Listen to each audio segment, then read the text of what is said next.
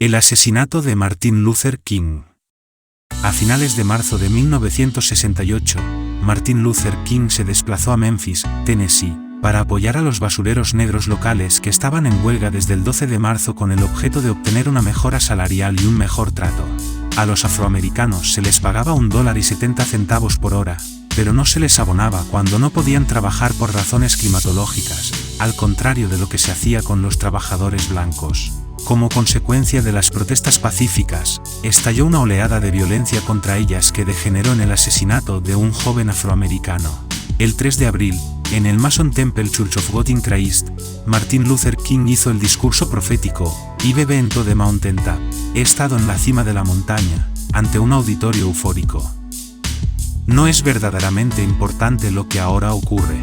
Algunos han comenzado a hablar de amenazas que se perfilan. ¿Qué es lo que me podría ocurrir por parte de uno de nuestros malvados hermanos blancos? Como todo el mundo, a mí me gustaría vivir mucho tiempo. La longevidad es importante, pero eso es algo que ahora no me preocupa. Yo solo quiero cumplir la voluntad de Dios, y Él me ha autorizado a subir a la montaña. Y he mirado en torno a mí y he visto la tierra prometida. Puede que yo no vaya allí con vosotros, pero quiero que sepáis esta noche que nosotros llegaremos como pueblo a la tierra prometida. Y estoy muy feliz esta noche. No tengo ningún temor. No tengo miedo de ningún hombre. Mis ojos han visto la gloria de la venida del Señor. El 4 de abril de 1968 a las 6:01 de la tarde, Martin Luther King fue asesinado por un segregacionista blanco en el balcón del Lorraine Motel en Memphis, Tennessee. Sus últimas palabras en ese balcón fueron dirigidas al músico Ben Brandt, quien iba a actuar esa noche durante una reunión pública a la que asistiría Martin Luther King.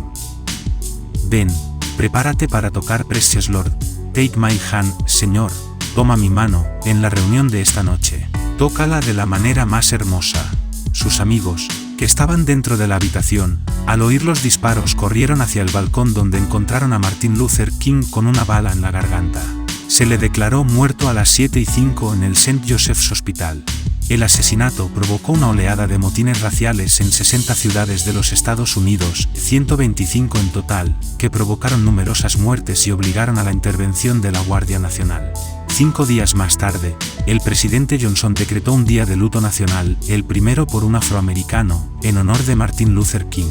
A los funerales asistieron 300.000 personas, entre ellas también el vicepresidente Hubert Humphrey. Johnson estaba en una reunión sobre Vietnam en Camp David y había el temor de que su presencia pudiese provocar manifestaciones de los pacifistas.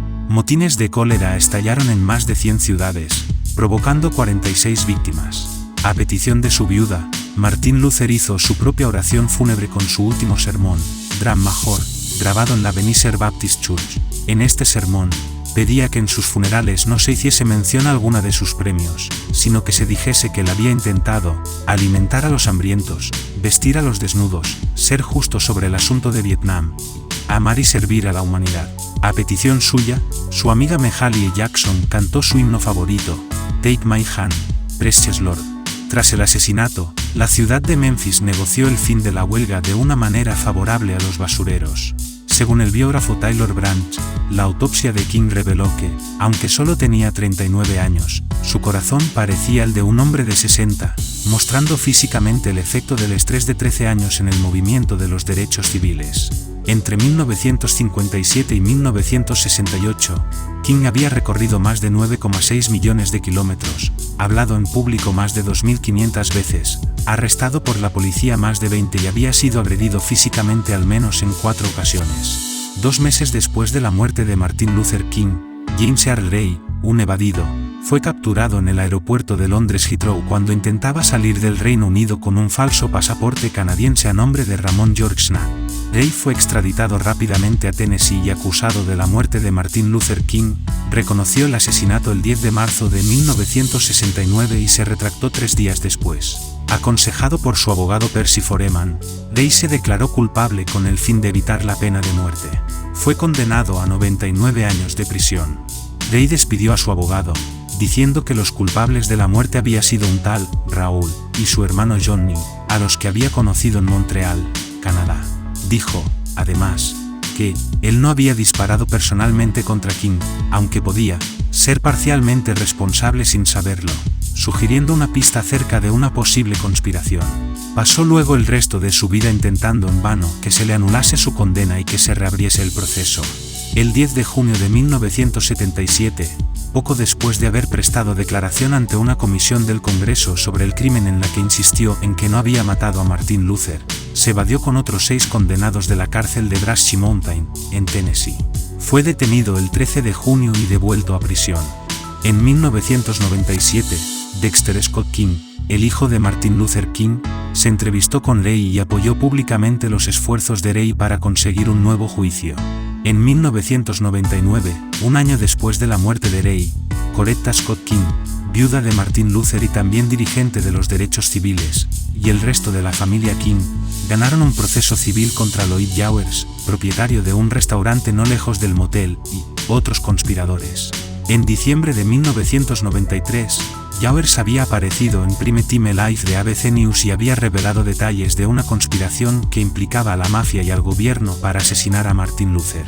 Jowers relató durante el juicio que había recibido $100,000 para organizar el asesinato de Martin Luther King.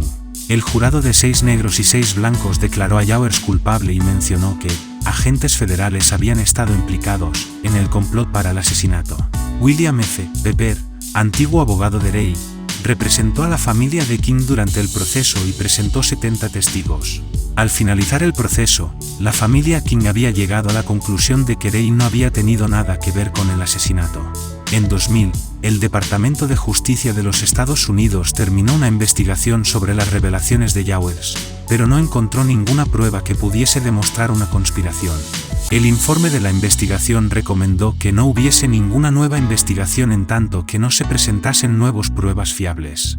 Se ha especulado con que Ray no era más que un cabeza de turco, de la misma manera que muchos suponen lo mismo del presunto asesino de John F. Kennedy, Lee Harvey Oswald.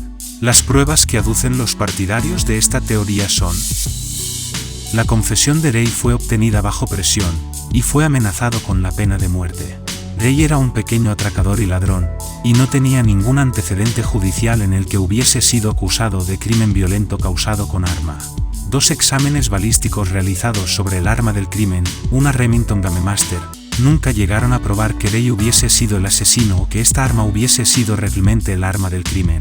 Los testigos de la muerte de King dicen que el disparo no provenía de los apartamentos mencionados en la investigación sino de un matorral próximo a ella. Un matorral inexplicablemente cortado días después del asesinato.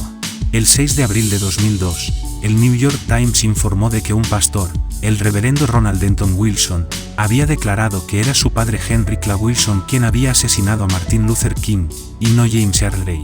Dijo que sus motivos no habían sido racistas sino políticos, dado que pensaba que King era comunista. En 2004, Jesse Jackson, que estaba con King en el momento del crimen, explicó: el hecho es que había saboteadores para impedir la marcha. En el interior de nuestra propia organización, se descubrió que una persona muy importante estaba pagada por el gobierno. Así, pues, había infiltraciones en el interior, saboteadores en el exterior y ataques de la prensa.